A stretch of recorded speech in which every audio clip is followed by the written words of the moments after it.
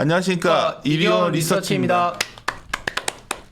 그래서 신종호 팀장이랑 녹음은 또 사람들이 좀 부담스러워 하실까 봐 많이 하는데 이건 오늘은 해야 될 것 같아서 아침에 바로 시간 좀 빼달라고 했는데 워낙 우리 하우스뷰를 우리 신종호 팀장이 정하는 거예요. 그래서 이제 하고 저는 전체적으로 섹터와 조율을 하고 이러는데 요즘 제가 섹터 내용을 녹음을 많이 안 했더니 어떤 분들 AS 하느냐는데 뭘 해도 잘 안 먹힐 것 같은 거지. 그러니까 제가 봤을 때는 지금은. 그렇죠. 지금은 그리고 가장 중요한 게 많은 분들이 뭐 헝다 이슈를 어떻게 보냐 뭐 그러니까 저희들이 반복적으로 말씀드리는 거는 이거는 기업 실적 기대치이 높은 거기 때문에 이게 내가 맨날 강조하는 거잖아요. 그게 깨지지 않는 다 내려오지 않으면 쉽지 않은데 아직도 잘 안 내려오더라고 우리나라는. 뭐 그러니까 이제 한편으로는 이제 뭐 제목에도 진정한 악재 소멸은 실적 눈높이 조정이라고 하는데 우리 예상과 달리 정말 기업이 영업이익률이 좋고 가이던스 잘 내놓을 수도 있는데 그거는 좀 지나가 봐야 아는 거니까. 그렇죠. 그러면 레벨업이 될 수도 있을 것 같아요. 맞아요. 근데 우리가 틀린 거고.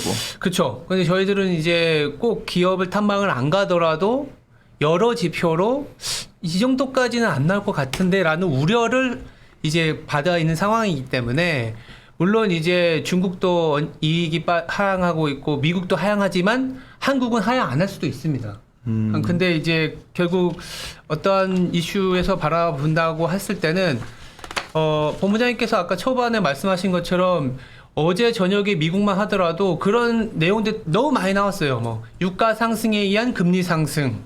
그리고 뭐 헝다 사태가 어저께 홍콩이 열리긴 했었거든요. 저 어제 사무실 와서 봤는데 뉴스는 뭐 합병한다 아니면 뭐 자회사를 매각하면서 캐시를 마련한다 뭐 여러 이유가 있었지만 홍콩에서 거래가 정지되면서 변동성이 좀 커졌고 그 다음에 부채 협상 한도도 해결되지 않았고 중국과의 갈등도 관세가 또다시 불거졌고 근데 이런 이슈들이 좋게 보면 뭐 다 알고 있는 거 아니냐. 그러니까 원래 그 기대 수준이 낮으면 이럴 때 사면 돼요. 그러니까 그렇게 볼 수 있는데 우리가 계속 말씀드리는 거는 그런 것들은 어쩌면 가격이 하향되어 있고 이 눈높이가 낮아져 있는 수준에서는 그런 뉴스가 나오면 오히려 좀 기정사실화 이렇게 될 수 있는데 지금 기정사실화 하기에는 높아져 있는 눈높이를 그런 헝다든 중국 전력이든 유가 상승이든 부채 한도 협상이든 관세든 이런 것들이 눈높이를 자꾸 내릴 수 있는 이슈라는 거죠. 그 바라보는 관점이. 그러니까 이제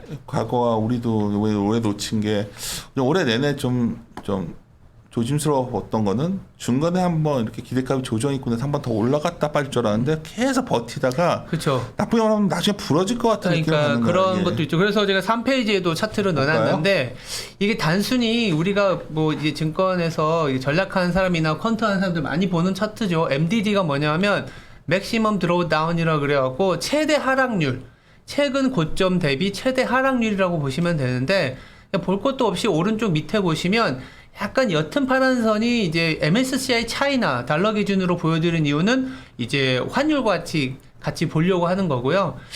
최근 2015년 내지는 2012년부터 보시면 이만큼 하락한 적이 별로 없어요. 뭐 코로나 때도 있었고 무역 갈등 때 그리고 2015년에 유가가 급락하고 위안화를 절하시켰을 때 그때 중국 주식을 소위 말해서 샀으면 수익이 굉장히 많이 났었죠. 그래서 가격이 하락한 기준으로 보면 MSCI 차이나 기준으로 보면 최근에 아까 우리가 뭐 여러 가지 매크로 이슈들 말씀드린 거에 많이 하락 반영한 거 아니야? 뭐 너희들 얘기한 것처럼 가격이 많이 하락했네 라고도 얘기할 수 있어요.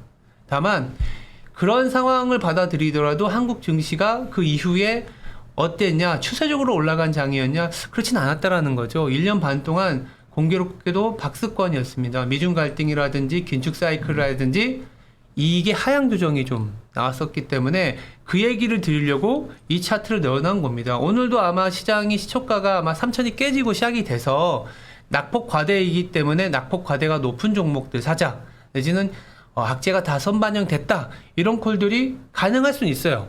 다만 지금부터 시장을 바라볼 때는 굉장히 좀 기대 수익률은 낮추고 들어가야 되는 수준이라서 어려울 수 있다. 근데 좀 말 돌려 얘기하는데 그게 정립되려면 기대값이 내려와 있어야 된다니까. 맞아요. 그게 안 내려와 있기 때문에 오늘 아침에도 가격 나는 그래요. 우리가 지수바닥 어디로 보냐면 제가 저번 주에 당신한테 전화해서 야 2,800저가 2,850저 이거 정말 별 의미 없는 얘기고 가장 중요한 몇 가지 내년에 대한 이익 전망치가 최소한 OP 마진이 지금 9.6인가 그렇잖아요 지금. 그거부터 말씀드릴게요. 이것도 내려와야 되지 않아요? 5페이지에 보시면 그래서 이제 5페이지의 차트를 저희들이 매번 말씀을 드리는 게 아까 9.6이 뭐냐면 오른쪽에 있는 차트가 좀 복잡해 보일 수도 있겠지만 옅은 파란 선으로 이렇게 계단식으로 보이는 거는 우리나라 코스피의 실제 확정된 영업이익률입니다. 작년 기준으로는 5.7, 물론 코로나 사태가 있었기 때문에 상당히 낮은 수준이었는데 가장 높았던 수준을 볼까요? 그때가 2017, 18년에 반도체가 상당히 돈을 많이 벌 때 그때가 8%였는데 올해 같은 경우에는 9.1, 내년에 9.6을 바라보고 있어요. 이렇게 나올 수도 있겠지만 이 가운데 짙은 파란선을 보면 무역수지, 수출을 통해서 우리의 기업이나 전체적인 국가가 벌어들이는 돈일 수 있잖아요. 이게 우리나라 영업이익률 내지는 ROE하고 추세를 같이 해오는데 최근 12여 개월 동안 올라온 높이 대비해서 봤을 때는 상당히 괴리도가 있어 보입니다.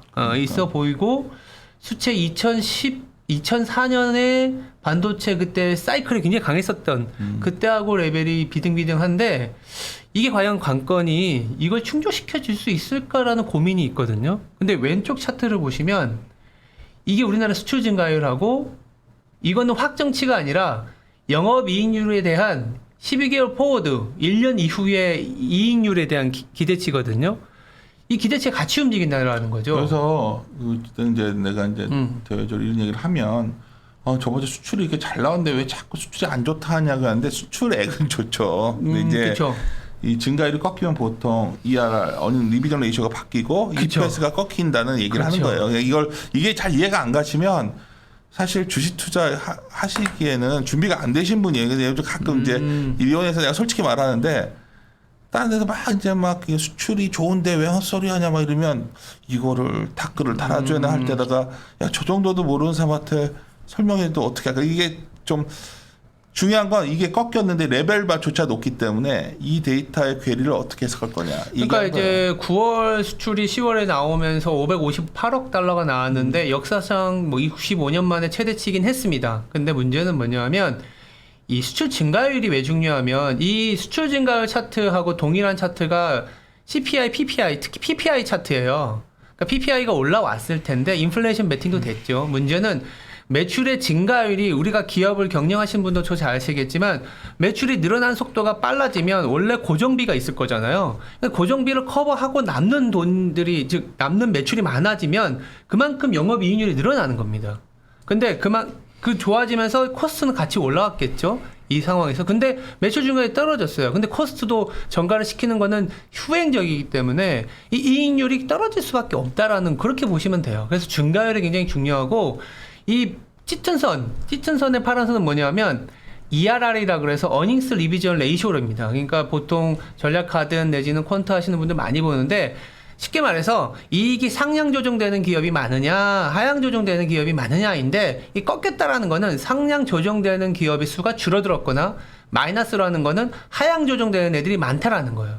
그러니까 꺾인다라는 그 자체는 뭐냐면 시장에 살만한 기업의 수가 줄어든다라는 것도 얘기도 됩니다. 그래서 수출 증가율이 하락했다라는 거는 야 이거 생각보다 밸류에이션 높이는 것도 쉽지 않을 거고 영업이익률이 줄어드니까 더불어서 살만한 주식들이 많지가 않겠구나. 10개에서 9개가 수출 증가율 올라갈 때 좋다 하면서 시장을 끌었던 그런 시기보다는 10개에서 2-3개로 압축해서 피킹해야 되는 굉장히 어려운 시장, 그리고 시장도 영업이익률이 굉장히 높아져 있다라는 거를 계속 낮춰줘 가야 되는 10월, 11월이기 때문에 단기로 주식시장이 많이 빠져서 낙폭과대로 올라올 수는 있겠지만 어떤 종목을 사야 될지, 더불어서 이게 추세적으로 올라갈지는 상당히 어렵다라는 정도로 보시면 될 것 같아요. 그래서 저는 사실 5페이지에 있는 차트 요거 때문에 요 자리에서 얘기를 좀 드리고 있는 상황입니다.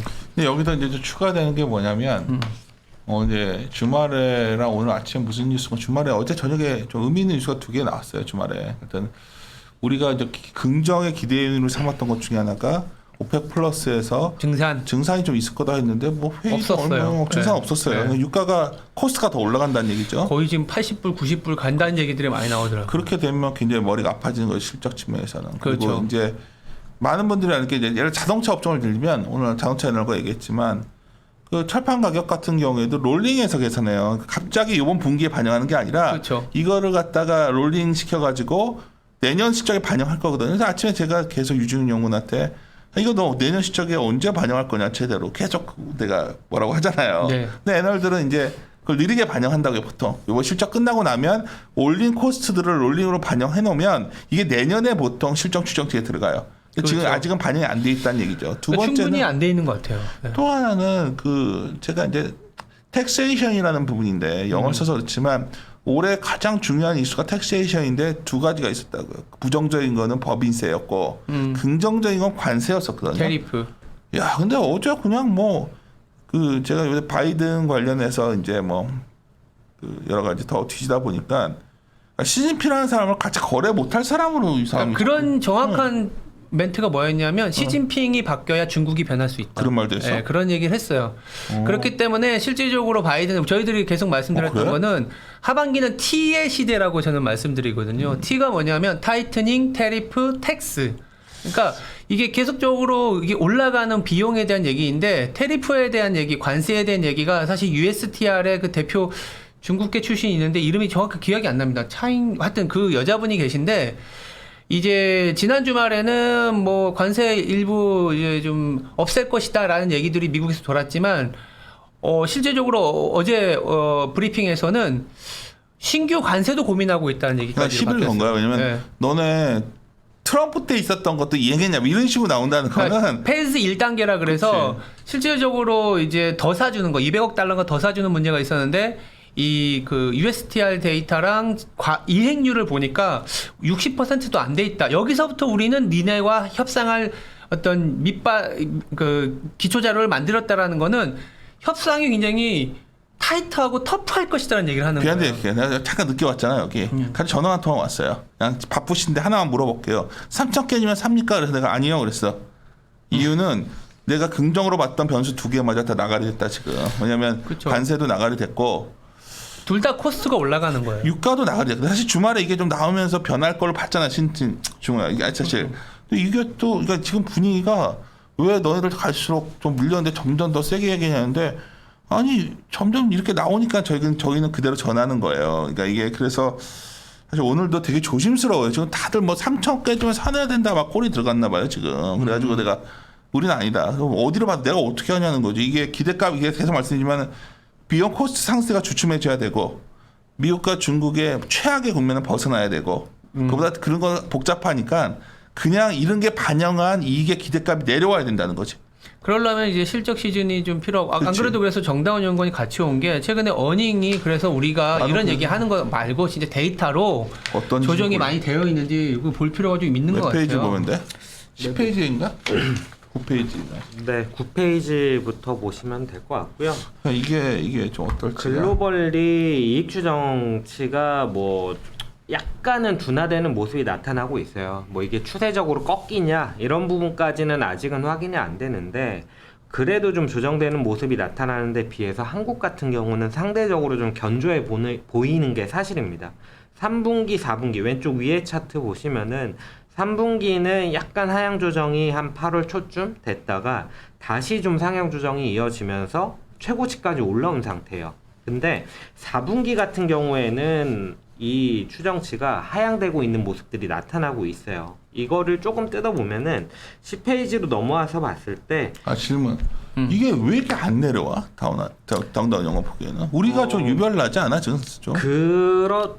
제가 뭐 국가별로 다 떼서 보지는 않는데 미국이랑 우리나라랑 추정치 흐름이 비슷해요 지금. 근데 모습이. 미국은 저번 나이키트에서 굉장히 그 가이던스 부분을 확확 꺾고 있잖아 지금. 그쵸. 근데 미국도 아직은 추정 네? 컨센 전체로는 아직은 깎이지는 않는 상황인데 올해 이게 나한테 미스터리야 사실. 저도 그게 궁금하기는 한데 당장의 실적이 좋은 거는 맞는 것 같아요. 그리고 우리나라는 추정치 자체가 이번 분기랑 다음 분기 정도 한 2개 분기 정도만 추정이 거의 좀 들어간다라고 생각을 하는 게 조금 맞지 않냐. 퀀트가 옆에 있으니 하는 말인데 컨센 데이터를 오래 본 사람 입장에서는 그냥 최근에 너무나 유튜브 이렇게 난립하니까 그냥 이 추정치 좋으니까 주가 이게 이 숫자 좋아 이게 얼마나 위험한 발상이라는 거지. 근데 리비정 레이쇼가 수정 안 된 상태에서 이거는 정말 어떻게 보면 야 이거 정말 개념이 없는 애들이 자꾸 이걸 떠드니까 뒤늦게 하향 조정이 될 수도 있어요. 그리고 이거가 에너지 욕할 필요가 없는 게 항상 뒤늦게 조정된다고 말씀드리잖아요. 네, 그 맞아요. 직전 모습이에요 지금. 그러니까 제가 최근에 몇 군데에서 좀 약간 제가 짜증 섞인 말을 하는 이유가 좀 전에는 최소한 조심스럽게 얘기했는데 야 너무 이 데이터를 안 봤던 사람들이 그냥 그림 우리가 만들어 놓고 베껴서 올려놓고서 그냥 그런 느낌 있잖아. 그러니까 약간의 순환 논리일 수 있는데 최근 주가가 3천도 부러졌기 때문에 아마 이익 하향 조정 가팔라질 수도 있습니다. 그러면서 PER이 다시 10배였는데 갑자기 11배로 올라가 버리는 그런 국면이 계속 왔다 갔다 할 수 있어요. 아까 굉장히 중요한 말을 했어요 제가. 많은 사람들이 코스트가 그 원가가 올라왔을 때 아직 이게 왜 반영 안 되냐? 이 추정치 반영을 올린시켜서 하니까. 그렇죠. 네. 아니 그걸 모르는 사람들한테 이걸 어떻게 설명을 하냐? 뭐 1분기나 내년 1분기 확 꺾인다는 그렇죠. 얘기다 이게 지금. 그래서 수채 타하우스의 자료도 좀 보긴 했는데 뭐 4분기는 이제 편안하게 4분기를 꺾더라고요. 왜냐하면 4분기가 원래 코스트가 막 들어가고 일회성 비용이 많으니까 그렇죠. 그때부터 꺾기 시작하는데 4분기 꺾이면서 내년 1분기, 2분기도 계속 조금씩 사실 내리는 그래서 그런... 이 말하고 싶었던 거예요. 정다운 연구원이 여기다가 요 두 개의 그림이 너무 재밌는 그림을 넣어놨어. 그치. 3분기에는과 4분기를 맞아요. 딱 네. 설명해줘요. 이 그림을 보면. 그러니까 3분기에 최근에 컨센을 올린 게 삼성전자 이제 곧 실적 발표할 거잖아요. 그 삼성전자가 포함된 반도체 그리고 은행을 중심으로 컨센이 상향이 됐는데 4분기에 또 하향을 주도하는 게 반도체예요. 은행도 소폭은 하향이 되고요. 그 말은 결국 3분기는 좋지만 이후의 실적에 대해서는 조금은 부담스러워한다라는 얘기인 거고 이걸 연장시켜서 얘기를 하면은 지난 분기나 뭐 지지난 분기 실적 리뷰 이런 자료에서 꾸준히 말씀드렸던 것처럼 당장의 실적은 좋지만 당장 좋은 실적으로 주가를 끌고 가기에는 약간은 좀 부담스러운 그런 시장 환경이 좀 되지 않을까 이런 그렇죠. 생각을 좀 하고 있습니다. 이 그림이 재밌었어요. 그러니까 이게 지금 서서히 받고 있고 지금 뭐냐면 내년은 그래도 유지를 하고 있는데 맞아요. 4분기쯤 가면 내년 가이던스 나오면서 내년 걸 확 꺾을 것 같은 거 어찌 됐으니 그러면 그때 주식을 사면 될 것 같아요. 그게 그러니까 분기나 남은 거예요. 시간이. 아니 이 얘기를 계속 하는 건데 그렇죠. 사실은 이게 시간이 너무 올 여름에 있었으면 좋았거든. 맞습니다. 근데 3분기 실적이 워낙 좋게 나올 그래서 그랬던 거 같아요. 3분기 실적이 워낙 좋게 실적이 잘 나오긴 나오니까 할 것 같아요. 네. 네. 옛날 같으면 시간이 그 정도 걸렸는데 이번에 압축해서 진행되니까 그렇죠. 이게 한 번에 다 해버리더라고. 맞아요. 그러니까 이게 그렇죠. 상당히 근데 좀 분명한 거는 지금 여전히 이렇게 기대값 조정이 안 되고 있으니 주가가 빠져도 야 이게 어디서 바닥을 잡아야 되지 맞습니다. 헷갈리는 거지. 네. 이게 고민인 거. 이게 사람들은 안 와닿겠지만 이게 기대가 낮아야 전제는 한다는 아주 단순한 이거 내가 만든 용어 아니에요. 옛날에 컴플책 너 신종 같은 거 기억나? 노란색 책 내가 옛날에 여기 사갖고 와가지고 거기에 이 처음엔 그게 이해가 안 가서 그때 막 같이 공부하고 그랬잖아요. 근데 하여튼 그게 항상 내가 갖고 있는 컨설팅을 하는 자세인데 야 올해는 정말 이게 이상해 하여튼. 그러니까 코로나가 갖고 온 왜곡이죠. 단기간에 워낙 급하게 빠지고 단기간 급하게 워낙 오르고 뭐 퍼센테이지의 룰이 워낙 차이가 많이 나니까 영업이익률이 사실 작년에 5%였는데 올해 10% 가까이 나온다라는 자체도 너무 왜곡이 심한 만큼 그만큼 뭐냐면 추정하기도 어려운 거를 인정을 해야 되는 거예요. 사실 그런 건데 추정치가 여전히 높다라는 그 자체를 믿어버리면 안 되는 추정치의 변동성도 심해질 수 있다라는 거를 생각을 해야 된다는 타이밍으로 보시는 거 맞을 것 같아요. 어떻게 해야 돼요? 그래서 컨트 베이스로 보면 사실은 굉장히 좁혀야 되지 않을까요? 종목의 범위도 어떤 그렇고. 스타일로 가야 돼? 저는 일단 어닝 모멘텀 몇 단, 페이지? 어닝 서프라이즈 단 이쪽을 보자고 말씀을 드리는데 12페이지 보시면 될 것 같은데 스타일을 저희가 나눠서 계속 추적하는 건데 저희가 이게 이전이랑 수치가 조금은 달라졌는데 측정하는 방식을 약간은 변경을 함에 따라서 좀 바뀌었다라고 보시면 될 것 같고 일단 9월 달에 보면은 어닝스 모멘텀이 좀 좋아지는 모습이 나타나고 있어요. 이 말은 결국 실적에 대해서 어느 정도 신뢰가 가는 종목들로 혹은 좀 가시성이 높은 것들로 좀 종목이 쏠리는 거다라고 얘기를 드리는 건데 그 부분이 조금은 더 연장될 수 있는 환경이라고 보여지고 있어요. 그 이유는 총 3가지 정도 보고 있는데 14페이지부터 보시면요. 이거는 장기적으로 이러한 지표들의 성과 차트를 좀 넣어드린 건데 왼쪽 위에 있는 어닝 모멘텀 같은 경우를 보면은 파란 옅은 선 보시면은 12개월 롤링 기준으로 저점을 찍고 이제 좀 올라가는 상황이다라고 보시면 될 것 같고 16페이지로 넘어와서 왼쪽 위쪽에 시계 그 계절성으로 봤을 때 한 6월에서 그래도 10월까지는 통상적으로는 이러한 실적에 대한 컨센서스에 대한 부분들이 좋은 성과를 내왔다라는 부분. 그리고 우측 위에 있는 지표들을 보시면은 어닝 서프라이즈 지표와 이 컨센서스의 변화에 대한 지표들이 공통적으로 좀 강세를 보이고 있다. 이런 성과가 시장 컨센이 약간은 둔화되는, 물론 본격적으로 하향되는 건 아니지만 오히려 둔화되는 환경 속에서 이러한 컨센에 대한 부분이 올라오는 것들에 대한 선호가 나타나고 있기 때문에 이 부분은 좀 연장될 수 있다라고 좀 보여지는 거고요. 6월에서 10월 좋아졌다는 얘기는 올해보다 내년 보겠다라는 걸로 갈 수도 있는 거예요. 네, 그럴 그죠? 수도 있죠. 네. 그럴 수도 있는 게 16페이지 우측 상단에 이제 개별 팩터별로 좀 넣어 드렸는데 제일 오른쪽에 보시면은 FY2 그러니까 22년도에 대한 순이익 추정치의 변화, 컨센의 변화를 좀 성과를 높게 나오는 모습들이 나타나고 있는데 이게 바로 이제 저희 팀장님이 말씀드린 그 부분이다라고 보시면 될 것 같고요. 이 우측 위에 있는 파란 네모 박스에 쳐져 있는 지표들을 기준으로 봤을 때 이러한 지표들이 다 좋은 종목들이 뭐가 있느냐라고 보면은 코스피 200 종목 중에서 아래쪽에 있는 종목들 이라고 보시면 되는데 업종 단으로 보면은 보통 이제 항공이라든지 아니면은 철강, 은행 같은 종목들 혹은 이제 원자재 관련 종목들, 지주사 이런 쪽이 좀 잡힌다라고 보시면 될 것 같습니다. 그래서 내가 어디 가도 리오프닝 이슈만 얘기하면 항상 대한항공을 얘기하는데 여기 그런 종목이 많네요. 근데 문제는 이것들이 또 실적 시즌에 아주 자신감 있지 않다는 거지. 아, 그쵸. 근데 최근에 이제 실적이 잘 나와도 우려가 더 강화되는 그림들이 나타났는데 그게 아무래도 3분기가 좀 더 강화되지 않을까 싶거든요. 실제로 미국에서 실적 발표하는 것들도 보면은 나이키라든지 뭐 코스트코라든지 뭐 마이크론이라든지 이런 것들이 다 공급망이라든지 비용 인상이라든지 이런 부분들에 있어서 우려를 좀 강하게 내보이고 있는 상황이고 가이던스를 좀 하향시키는 그림들이 나타나는데 그 말은 결국 전반적으로 봤을 때에도 이걸 좀 확장시켜 보면은 다른 여러 종목들도 사실 결국은 같은 공급망, 같은 기반에서 영업을 할 텐데 그 말은 결국 다른 기업으로 이런 우려들이 확산될 수 있다는 얘기거든요. 그런데 이러한 항공주라든지 이런 것들은 그 우려가 약간은 빗겨나 있어요. 지금 안 좋은 거, 지금 실적이 좋아질 거라고 생각하고 사지는 않았을 거란 얘기죠. 그러니까 시장이 깨질 땐 같이 깨질 수 있지만 그렇게 해서 계속 우리가 그걸 강조해 왔는데 네, 그렇죠. 그것들도 좀 진행이 좀 된 상태니까. 그거는 그렇죠. 가격이 올라와 있다는 게 사실은 결국 우리가 저 힘든 얘기지만 오늘도 아마 3천 깨지면 들어오는 사람들 많이 있을 거예요. 근데 이제 그거보다 더 중요한 건 시장에 있는 어떤 레버리지 수요가 좀 청산돼야. 예, 그렇죠. 이 차트도 넣어놨는데 사실 몇 신용 페이지지?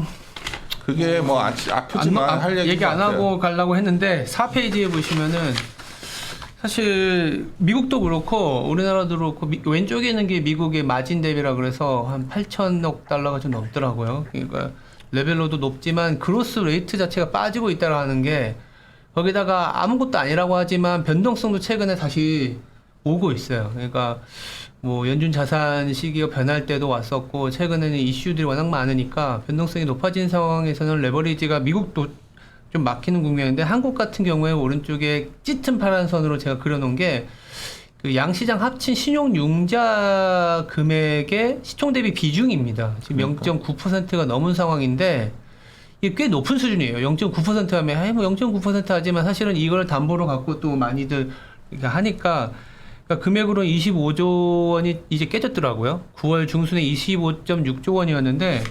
24조까지 내려온 상황이에요. 24.8조. 뭐 한 달이 안 된 사이에 1조 원 가까이가 나온 거죠. 물량이. 신용 물량이. 근데 아시겠지만 가장 높았던 수준이 그러니까 07년도에 0.7% 정도 되는 라인인데 계산해보니까 한 5.4조 원? 지난 시총 기준으로. 그래서 이게 다 나온다는 얘기가 아니라 가격이 하락할 때는, 가격이 높을 때는 알아서 비중이 낮춰지니까 오케이인데 가격이 하락하면은 비중이 높아져 버리잖아요. 예, 그리고 소위 말하는 반대 매매나 마진콜을 당할 수가 있는 상황인데 증권사 입장에서는 지금 더 신용 공여를 해줄 수 있는 기관이 별로 없어요.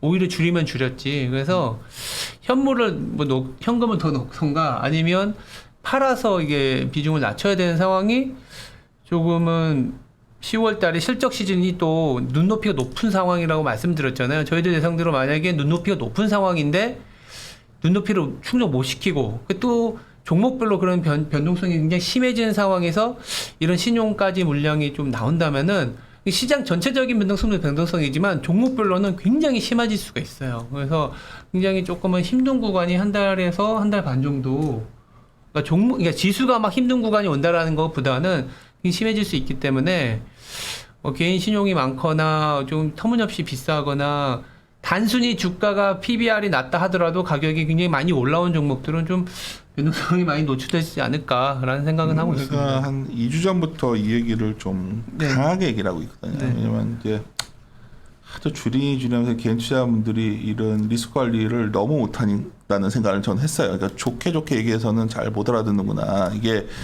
그러니까 이게 보통 이 데이터를 보고 있으면 이게 보통 이런 말인 게 시장이 커졌으니까 신용 규모가 이 정도 더 늘어나는 게 당연한 거 아니냐 그러는데 시총 대비해서 봐야 된다. 그러니까 비중으로 보면 뭐 그쵸. 동일하게 볼 수 있는 거니까. 아주 단순한 얘기를 하는 거죠. 시총 대비 봤을 때 굉장히 위험하다를 얘기했을 때 알아듣는 분들이 적다는 건 아직 이 시장에 대해서 데이터에 대한 문해력이 매우 약하구나. 그래서 이거를 뭐 우리가 자꾸 그래서 결론적으로는 이러지 않을까요? 우리가 이번에 삼성전자 이제 잠정 실적이 나올 텐데 이번 주에 4분기랑 내년 1분기에 저희 PC 메모리부터 한 두 자릿수 하락이 나오는 게 보여지고 실제로 그런 조건이 나와야 될 것 같고 이익에 주비하는 게 굉장히 사전자가 크니까 그러다면 아마 그때 내년도 이익에 대한 기대 수준이 9%대 너무 높은 것 같고 9.7 이게 좀 내려오겠죠. 그렇죠. 이게 좀 바뀌어야 될 것 같아요. 두 번째는 정말 이게 중요할 것 같은데 이 코스트 부분에서 텍스와 소위 커머디티 가격 이 두 가지가 나는 지금 진짜 시장에 지금 밑바닥에 가장 불안한 게 이 두 가지거든 내가 봤을 때는. 그래서 텍스 부분이 어느 정도 결론이 나면서 이게 전혀 우리에게 유호적인 반영이 않게 나올 가능성이 좀 생겼고 또 하나 정말 유가가 아까 말한 대로 더 올라가 버리면 이거는 아마도 이번 달부터 중국의 PPI가 그렇죠. 그렇지 그렇게 되고 생산 차질이 더 길어지고 그런 부분도 체크해야 되고 또 중요한 게 이제 포스트 부분 관련해서 요새 그 미국 서부항만 보면 그 소위 배를 대지 못한 배가 70척이 넘는다고 하더라고요. 이거 잘 감이 안 오시는데 40척도 많다고 그랬었거든요. 접안이 안 되는 거예요 지금. 이게 접안이 안 되는 거는 이게 굉장히 그 운송비도 올라가지만 뭐 여러 가지 문제가 있겠죠. 이게 좀 실마리 잡혀야 되는데 뭐 아직까지는 전혀 안 보이잖아요 지금. 그러니까 70척이 세울 줄은 그러니까 계속 40척도 많다고 그래야 돼 점점 더 올라가고 있거든요. 그러면 이런 상황이 좀 해결이 돼야 뭔가 좀 변할 수 있는 이것도 잘 안 나오고 그러니까 이런 것들이 왜 근데 전망치에 안 들어갔냐는 거죠. 저희들 궁금한 거는. 그러니까 전망하기가 어려운 상황인 그렇죠. 거죠. 그러니까 그래서 이게 아마 주가가 빠지면서 기대값을 낮출 것 같은데. 그럴 것 같아요, 저도. 근데 두려운 거는 3천 정도면 거의 바닥권이라고 생각해서 여기서는 한 3,500에서 이게 시작됐으면 좋았을 텐데 3,100서부터 시작이 됐거든 이게 본격적으로. 그러면 섣불리 뭐 지수가 어디가 바닥이고 선긋기 놀이할 타임이 아니라는 거죠. 그냥 뭐 직접적으로 얘기 드리면 빠지면 사자 콜은 아니다. 그건 아니에요. 네, 지금 그렇게 전부 다 하는 오늘 거죠. 밀리면 사자 할 텐데 네. 뭐 이런 게 좀 뭔가 추론 가능하게 실마리가 잡혀야 그래 여기선 지르십다가 나오는데 네. 저희도 되게 힘들어요 지금. 왜냐하면 이거 주말에 사실은 되게 기대했던 게 오페크에서 뭔가 이거 최소한 오페크는 증산한다고 그랬어요 사실. 맞아요. 오페크 기대가 있었죠. 있었어요 사실은. 기대가 근데 부러진 거예요. 저번 주 금요일만 하더라도 근데 이게 갑자기 또 완전 이렇게 돼버리고 관세도 완전히 접혀져 버리고 이러면 조심하셔야 됩니다. 그러니까 다시 말씀드리지만 레버리지 많이 쓰신 분들은 더 줄이시고. 그렇죠. 그러니까 그래서 올라가도 할 수 없어요. 팔고 나면 오르면 어떻게 하지? 그건 중요한 게 아니에요. 잘못됐을 때가 피해가 너무 클 수 있기 때문에. 그렇죠. 정비를 할 수 있느냐, 그럼요. 정비를 안 하고 아예 끝나버리냐 차이가. 제가 항상 리어폰인 주식들 좋으니까 그거 사세요 말을 몇 개월째 했는데 이런 생각도 드는 거예요. 아, 그렇게 이렇게 된다면 제일 중요한 건 현금 비중인 것 같아요. 그 다음에 주식을 들고 갈 거는 리오폰이 좀 가져가고 그냥 조심하시는 게 맞는 것 같습니다.